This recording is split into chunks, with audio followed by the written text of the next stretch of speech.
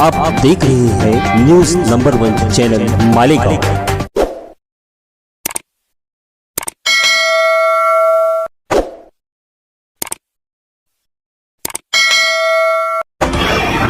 मैं हूँ रियाज शाह और आप देख रहे हैं न्यूज़ नंबर 1 चैनल मालेगांव। आइए नज़र डालते हैं कुछ खास खबरों के। हमारा ये बोलना है कि अगर ये जुर्म है और अगर ये गुनाह है तो इस पर वही कलम लगनी चाहिए जो कलम उस जुर्म की है। आप जो है दूसरों का किया कराया रहमान शाह पहलवान के सर पर, डॉक्टर रईस रिजवी के सर पर, कारी हारून के सर पर, यूसुफ इलियास के सर पर, मुस्तकीम डिग्निटी के सर पर डालेंगे तो ये चीज़ गलत है। हम कश्मीर में नहीं है। आप जिस तरह रात के अंधेरे में 3 साढ़े 3 बजे लोगों के घरों पर कॉम्बिंग ऑपरेशन कर रहे हैं, पूरे शहर के अंदर खौफ का माहौल है।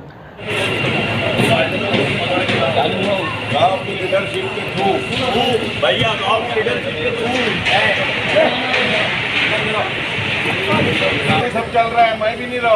हाँ भैया वो ढाई नहीं आ रहा, अरे हम लोग भी नहीं रहे। वो आग हो रहा है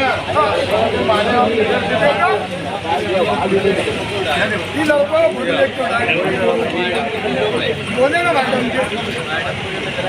ना, हाँ उसका बोले ये बच्चा ना दुकान पे छोड़ा यार भैया उसको, वो बोले वो उसको छोड़े ही नहीं बस।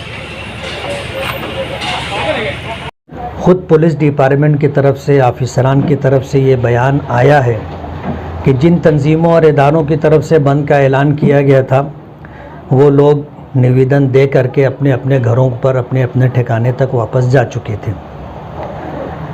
शहर में कुछ लोगों ने बाकायदा प्लानिंग के तहत कुछ इस तरह की हरकत की जिसकी वजह से शहर के हालात बिगड़ने लगे। पुलिस डिपार्टमेंट की नफरी बहुत कम थी।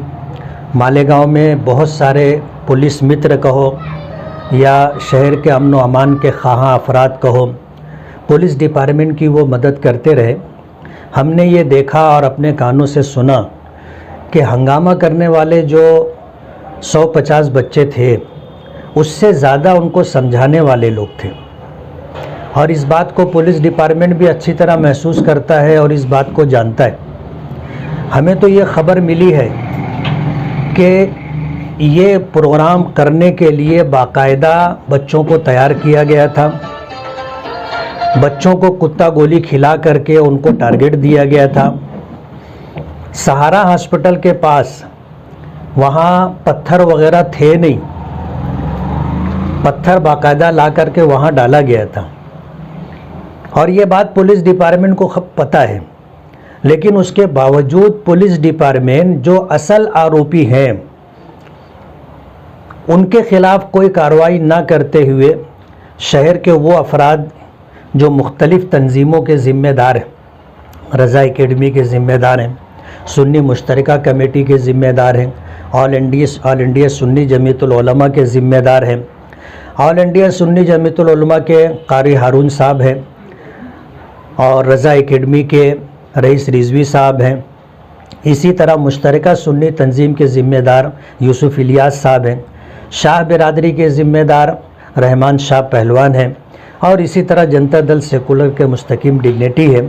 ये वो शहर के ज़िम्मेदार अफराद हैं जिन्होंने अपना काम लॉ एंड ऑर्डर के दायरे में रहते हुए मुकम्मल कर लिया था, जिसका एतराफ़ आईजी साहब ने भी, पुलिस डिपार्टमेंट के आला ऑफिसरान ने भी किया। मेरा ये कहना है कि इस शहर के अंदर पुलिस जिस तरह की कार्रवाई कर रही है ये खुला हुआ जुल्म और अन्याय। आपने इस बात को महसूस किया, और जो FIR रजिस्टर की गई उसकी कॉपी जो सामने आई है उसमें ऐसी धाराएं डाली गई हैं जिसमें ज़मानत नहीं है।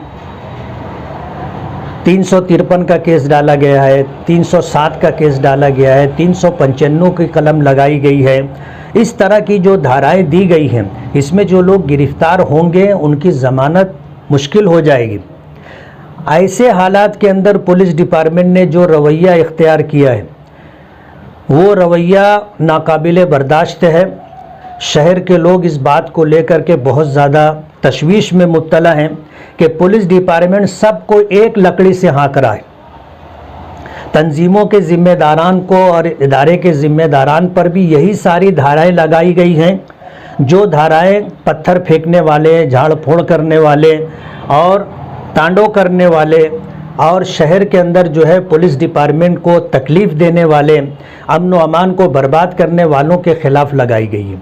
ये कैसा इंसाफ है?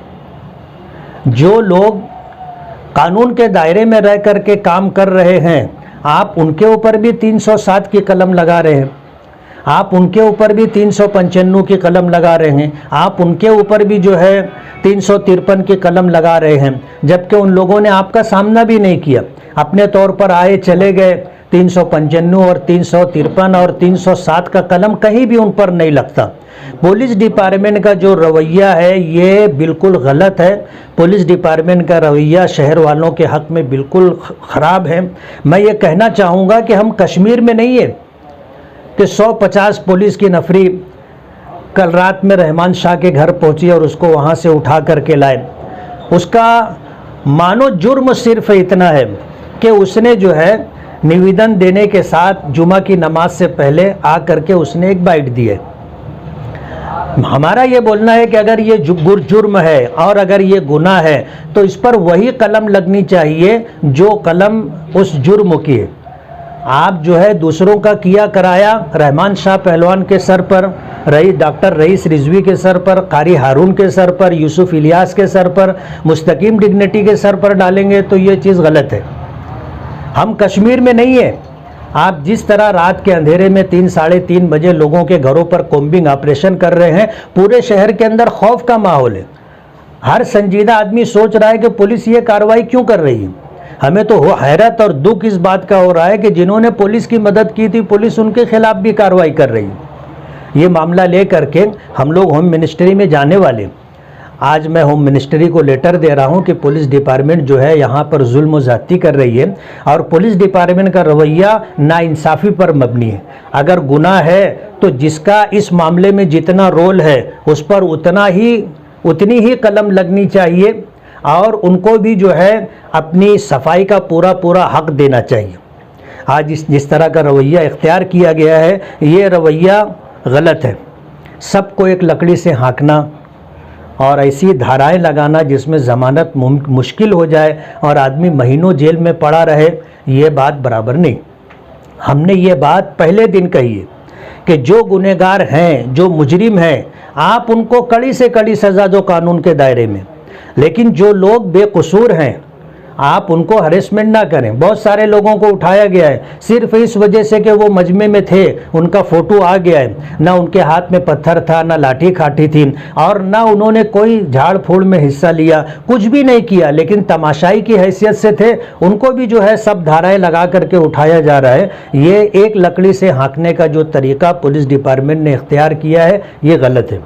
मैं ये कहना चाहूँगा कि पुलिस डिपार्टमेंट असल आरोपियों को छोड़ करके ऐसे लोगों को गिरफ्तार करने के चक्कर में पड़ी है जिनको गिरफ्तार करने के बाद पुलिस को फ़ायदा हो सकता है। इस वीडियो को लाइक करें, हमारे चैनल को सब्सक्राइब कर बेल आइकन जरूर प्रेस करें। हम